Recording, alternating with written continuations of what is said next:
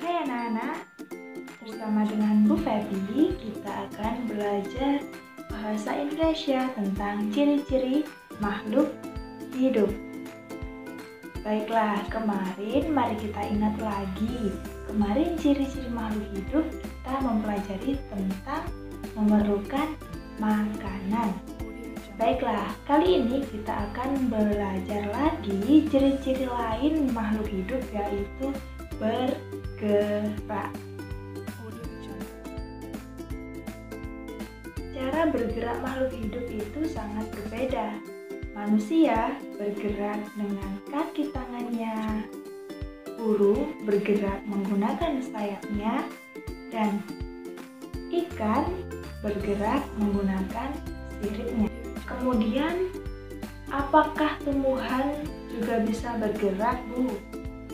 Iya, tentu bisa, tapi tumbuhan bergeraknya beda. Tumbuhan di dalam pot tetap berada dalam pot.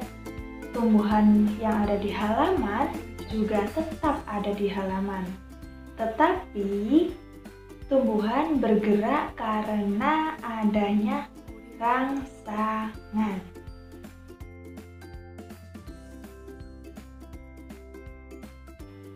Rangsangan tersebut bisa berupa dengan cahaya matahari ataupun sentuhan.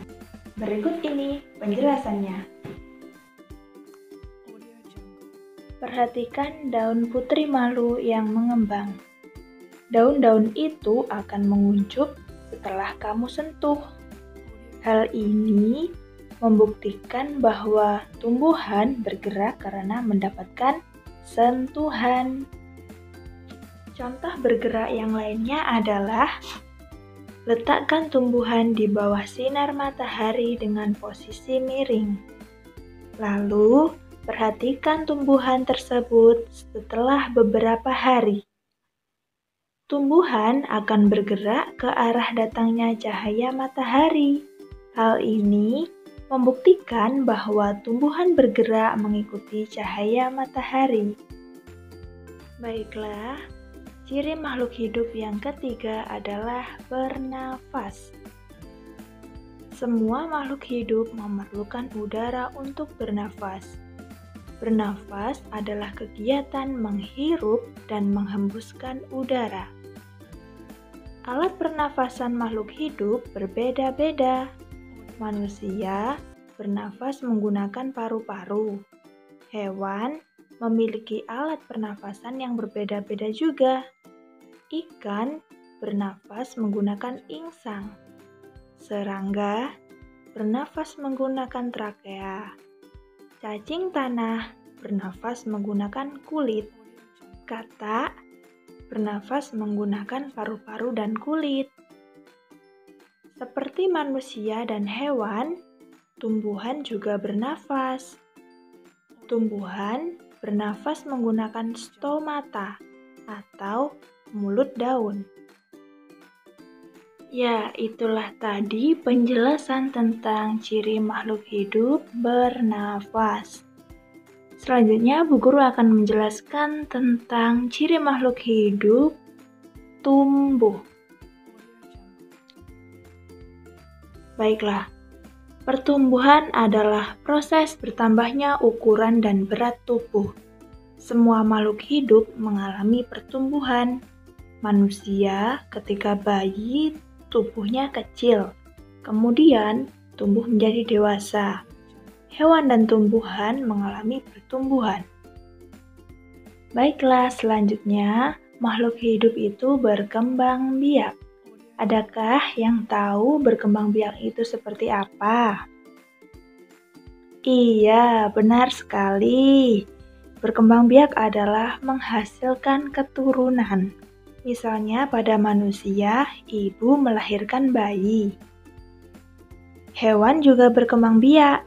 Ada hewan yang berkembang biak dengan cara beranak dan bertelur.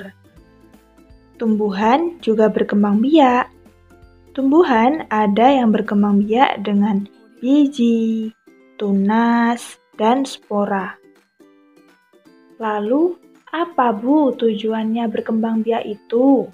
Adakah yang bertanya seperti itu? Iya, jadi tujuan berkembang biak adalah melestarikan jenisnya agar tidak punah. Selanjutnya, ciri makhluk hidup yang terakhir adalah makhluk hidup peka terhadap rangsangan. Makhluk hidup memiliki ciri peka terhadap rangsangan. Rangsangan adalah sesuatu yang dapat mempengaruhi kerja organ tubuh kita.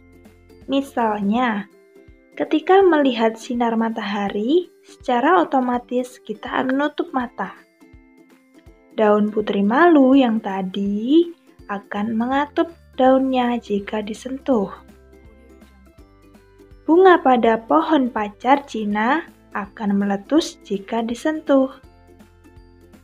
Lalu, kaki 1000 akan mengulungkan badannya jika disentuh. Itulah tadi penjelasan tentang peka terhadap rangsangan. Selamat belajar!